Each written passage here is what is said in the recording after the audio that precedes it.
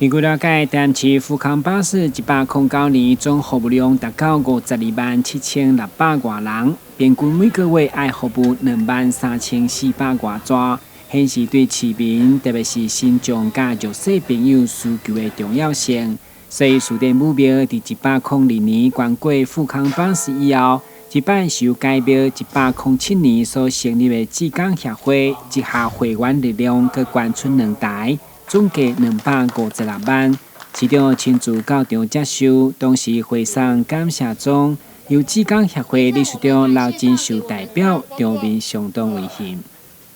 台南市还是有相当多的民众，因为行动不方便，或者因为身障的问题，所以说导致他的生活圈很小、很窄，根本就足不出户。所以说，为了要让他们能够出外，第一个融入社会，第二方面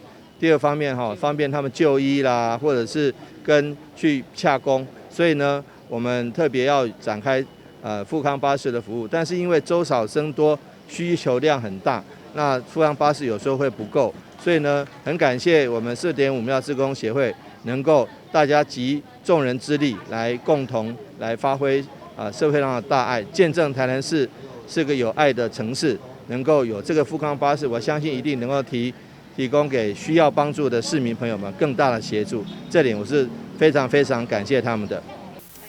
树地目标表示，这群志工协会成员拢是来自企业界甲医界人士，只社会有需求，伊拢是义不容辞投入资源。参照这摆，就是要共同为新庄服务尽一份心力，营造台南无障碍友善的环境。台南新闻管制何超邦采访报道。